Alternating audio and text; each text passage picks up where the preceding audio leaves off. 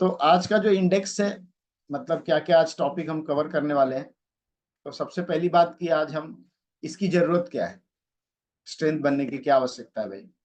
ठीक है, इसके लिए जागरूकता लानी पड़ेगी, उसके बारे में हम बात करेंगे। आपकी फिजिकल नीड की भी जरूरत लगेगी, इमोशनल मेंटल सब नीड की जरूरत लगेगी। ठीक है, अपने आप को कैसे थोड़ा सा लचीला बनाना पड़ेगा। ठीक है, आपको टाइम मैनेजमेंट करना पड़ेगा, आपका गोल एक सेट करना पड़ेगा। ठीक है, और कुछ आपको हेल्प लेनी पड़ेगी, एक सिस्टम डेवलप करना पड़ेगा। ठीक है, रोज अपने लाइफ में आप कैसे स्ट्रेंथन कर सकते हैं अपने आप को, उसके ऊपर भी कुछ टिप्स दिए जाएंगे। तो ये सब टॉपिक्स हम कवर करेंगे कि तो सबसे पहली बात है कि हम समझते हैं कि क्या है। तो सबसे ये जो सवाल है, ध्यान दीजिए, सब लोग रिलेट करेंगे। क्या आपको कभी ऐसा लगा कि जीवन बस भागता जा रहा है? कितने लोग को फील हुआ जीवन सिर्फ भागते जा रहा है और हम केवल एक दर्शक की तरह देख रहे हैं? ऐसा फील हुआ? जब आप अकेले होते हो तब क्या आपको कभी ऐसा लगा कि जीवन बस भाग रहा है और आप केवल दर्शक बने हुए हो? हम में से कई लोगों को कभी कभी ऐसा लगता है कि हम जीवन में बस एक प्रवाह के साथ बह रहे हैं, जो आप पे जा रहे हैं, काम कर रहे हैं, आ रहे हैं, और भविष्य में क्या होगा इस पर हमारा कोई नियंत्रण नहीं, कोई कंट्रोल नहीं। लेकिन आप अपने फ्यूचर को बदल सकते हो, पता है? बहुत लोग को लगा कैसे सर बदल सकते हैं, बताऊंगा मैं आगे। अपने जीवन पर कंट्रोल रखना मतलब सिर्फ एक मुहावरा नहीं है, ये खुद के प्रति जो है आपका कमिटमेंट है। जब आप कंट्रोल करने का फैसला करते हैं तो आप अपनी कहानी को एक नया रूप देते हैं। ठीक है, ये सुनिश्चित करते हुए कि आप सिर्फ आपके साथ जो घटित होने वाली कोई चीज नहीं है। हालांकि हम हमेशा अपने जीवन में होने वाली घटनाओं को नियंत्रित नहीं कर सकते, कोई भी अपनी लाइफ में जो हो रही घटना है उसको नियंत्रण नहीं कर सकता, कंट्रोल नहीं कर सकता। लेकिन हम हमेशा उस पर अपनी प्रतिक्रिया को नियंत्रित कर सकते हैं, जो उस पर हम रिएक्शंस देते हैं ना, उसको हम कंट्रोल कर सकते हैं। जब कोई चीज आती है आपके साथ, गलतियां, अच्छाइयां, प्रॉब्लम, तो उसके ऊपर कैसे कैसे रिएक्ट करना है, ये आपके कंट्रोल में है और ये आप कर सकते हैं कंट्रोल, ये हम सिखाएंगे आपको। ठीक है, और ये जानना कि आपके पास ऐसा करने की शक्ति है, ये आपके पास वो पावर है, लेकिन आप उस पावर को यूज करेंगे तब आपको सशक्त महसूस करने, अपने सपनों के अनुरूप निर्णय लेने और वास्तव में वर्तमान में जीने में मदद कर सकता है। देखो, आप अपने लाइफ में जो कर रहे हो ना, आपको ऐसा लगता है कि नहीं मेरी लाइफ को, आपकी लाइफ को आप ही चला रहे हो, तो रीजन क्या क्या है इसको समझना पड़ेगा आपको। ठीक है, शक्ति और नियंत्रण की जरूरत को समझना पड़ेगा। सबसे पहले आपकी जो भविष्य की अनिश्चितता है, फ्यूचर आपका बहुत डार्क है, जो ऐसा लगता है ना, क्यों होता है? ये जो होता है ना, अनसर्टेनिटी अब लाइफ में क्यों आती है, ये जो आपके रोजमर्रा के जो फैसले है ना, वो उससे होता है।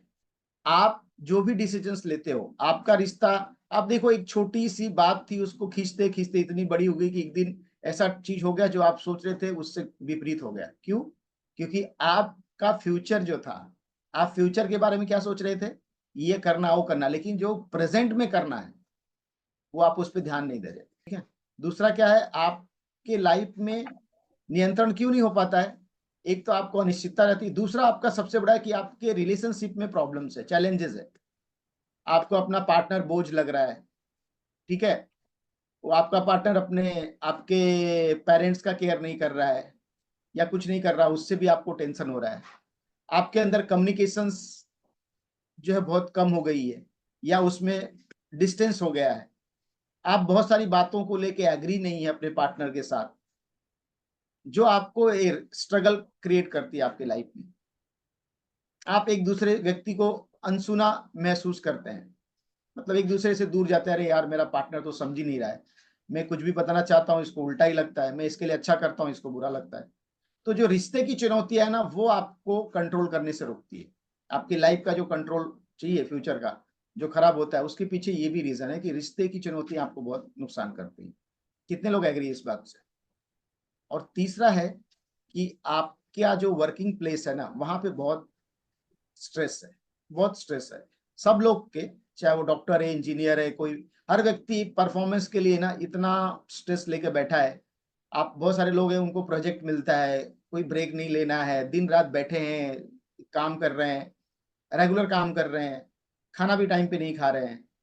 कलीग के साथ पॉलिटिक्स है, कोई कुछ कर रहा है, कोई कुछ कर रहा है, कोई किसी को, हम मेहनत जो करता है वो आगे नहीं बढ़ता है, जो नहीं करता है, जो चापलूसी करता है वो आगे बढ़ जाता है। ऐसे बहुत सारी चीजें होती है। तो जो आपके वर्क प्लेस पे जो माहौल है, जो चीजें हैं, उसमें आप एडजस्ट नहीं कर पाते और स्ट्रेस लेते हो, ये भी आपके लाइफ को कंट्रोल करने से, देखो, जो दूसरों पर नियंत्रण रखता है, जो दूसरे को कंट्रोल करता है, वो शक्तिशाली हो सकता है, लेकिन जो खुद को कंट्रोल करता है ना, वो सबसे ज्यादा शक्तिशाली होता है। तो इंपॉर्टेंट ही नहीं कि आप दूसरे को कंट्रोल करो, इंपॉर्टेंट है अगर आप अपने आप को कंट्रोल कर पाए तो आप सबसे बड़े विनर कहलाएंगे। अब हम जागरूकता के ऊपर बात करें कि सबसे पहले कि ये आपकी भावनाएं, विचार और व्यवहार को देखने और समझने की क्षमता है कि कैसे आपके मूल्यों के साथ जुड़े हैं और आपके जीवन पर क्या क्या प्रभाव। देखो, आपके वैल्यूज जो है ना, वो आपके लाइफ पे बहुत बड़ा इफेक्ट डालते हैं। जो भी आपके वैल्यूज से आते हो, जिस कल्चर से आते हो, जिस संस्कृति से आते हो, जिस चीजों को लेके आप बड़ा होते हो, जब आप शादी करते हो ना, तो आपका पार्टनर आपसे अलग कल्चर, आपके अलग वैल्यूज से मिला हुआ रहता है। आप जिस तरह से अपने माँ बाप को देखे रहते हैं, आपका पार्टनर उस तरह से वो नहीं ग्रोन अप हुआ रहता है। तो ये सबसे बड़ा चैलेंज होता है। ठीक है। दूसरा बात है कि हम तनाव या चिंता के कारणों की पहचान करने में हमको ये जागरूकता अगर रहेगी तो मदद करता है। दूसरा क्या करता है, ये बेहतर निर्णय लेने और समस्या समाधान में सक्षम हमको बनाता है। जैसे एक एग्जांपल लेते हैं कि अगर आपको लगता है कि आप बहुत अधिक तनाव महसूस कर रहे हैं, तो आपको कोई भी इंपॉर्टेंट डिसीजन लेना है तो उससे पहले एक ब्रेक लेना चाहिए। ठीक है, थोड़ा ब्रेक लेके फिर वो निर्णय लेना है। लोग क्या करते हैं, आए स्ट्रेस में है, टेंशन में है, और सामने वाले ने कुछ बोला, बस जवाब देना चालू कर देते हैं। हम सुनते भी नहीं सामने वाले ने पूरे क्या बोला और जवाब देना चालू कर देते हैं। ऐसा नहीं है। आपको अगर स्ट्रेस में है तो कोई भी बात किसी को बोलने से पहले, कोई इंपॉर्टेंट चीज निर्णय लेने से पहले आप एक ब्रेक ले, अपने आप को शांत करें और उसके बाद वो डिसीजन लें, उसके बाद वो बात बोलें। अपने रिश्तों के पैटर्न पर आपको ध्यान देना होगा कि आपका किस तरह का पैटर्न है, अपने पार्टनर के साथ, अपने पत्नी के साथ, अपने पति के साथ किस तरह के पैटर्न्स हैं। क्या बार बार जो समस्याएं आ रही हैं उनको दूर करने के लिए आपने क्या कदम उठाया, आपका बहस क्यों होता है, क्या ऐसे कारण है। तो ये आपको 100% सोचना पड़ेगा। जब तक इस पे आप काम नहीं करोगे, खाली कंप्लेन करने से नहीं होगा, मेरा पार्टनर ऐसा है, मेरा ये ऐसा है, ये सब चीज है। दूसरा, आपको माइंडफुल बनना पड़ेगा, माइंडफुल प्रैक्टिस करना पड़ेगा। ठीक है, माइंडफुलनेस के बारे में बहुत कुछ मेडिटेशन में बताया जा चुका है। ठीक है। सेकंड थिंग है, बहुत सारे लोग ना अपने आपको जब जॉब कर लेते हैं, ये कर लेते हो, तो अपने बारे में लिखना या डायरी डायरी लिख बनाना पड़ेगा, आपको लिखने पड़ेंगे अपने विचार, अपनी भावनाओं को एक एक जर्नलिज्म करना पड़ेगा। ठीक है, रोज कुछ ना कुछ लिखना पड़ेगा। लिखने की जो प्रैक्टिस रखते हैं ना, वो लाइफ में बहुत आगे चल जाते हैं। करना पड़ेगा। देखो, आप जब पढ़ाई कर रहे थे तो आपका व्यक्तित्व कैसा था, आपने जब जॉब किया तब आपका व्यक्तित्व कैसा था, जब आपकी मैरिज हो गई तब आपका आपको एक अपने आप को बेहतर ढंग से समझने के लिए ना, SWOT एक है कि S मतलब स्ट्रेंथ, आपकी ताकत क्या है, W मतलब वीकनेस, आपकी वीकनेसेस, कमजोरियां क्या क्या है, O मतलब अवसर, अपॉर्चुनिटीज आपके पास क्या है, T मतलब क्या, आपके टेंशन कितने, मुसीबतें कितने, ये सब का ना एक विश्लेषण करना पड़ेगा। ठीक है। ये सब जब आप विश्लेषण करेंगे तो आपको समझ में आएगा कि आप कहाँ पे कम हो, कहाँ पे ज्यादा हो। समझ में आ रहा है बात। तो ये बहुत सारी चीजें हैं, आपको इसके बारे में थोड़ा सा ध्यान तो देना पड़ेगा। अब देखिए, हमको, अगर आपको फिजिकल नीड है, मतलब शारीरिक जरूरत क्यों होती है, क्योंकि आप अगर एक्सरसाइज नहीं कर रहे हैं ना, तो आपका जो विचार है ना, विचार वो सही तरह से नहीं आएगा। बहुत लोग को लगता है अरे क्या जरूरत है एक्सरसाइज करने की, नहीं, बहुत इंपॉर्टेंट है। आपको डेली कुछ न कुछ जो भी आप कर सकते हैं अपने फिटनेस के लिए, योगा, प्राणायाम, वॉकिंग, जो भी है, स्विमिंग, जो आप गतिविधि में, व्यायाम जो आपको लग रहा है, जो आप करते हो, जिसमें आपको अच्छा लग रहा है, वो आपको करना है। दूसरा बात है, आपको एक पर्याप्त रेस्ट की भी जरूरत है। बहुत लोग काम करते हैं, अपने आप को नींद 4 घंटा सो रहे, 3 घंटा सो रहे, 5 घंटा सो रहे, रात को सो रहे, फिर उठ रहे, फिर नींद ही नहीं दे रहे पर्याप्त। तो अगर आपके बॉडी को रेस्ट नहीं मिलेगा तो फिर कैसे वो आपको परफॉर्मेंस अच्छा देगा। तो अपने बॉडी को रेस्ट देना भी बहुत इंपॉर्टेंट है, अच्छी नींद लेना है। ठीक है। कम से कम 6 से 7 घंटे की नींद होनी चाहिए।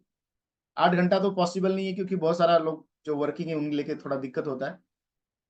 बट आपको करना चाहिए 6 टू 8 आवर्स के बीच में नींद लेनी चाहिए।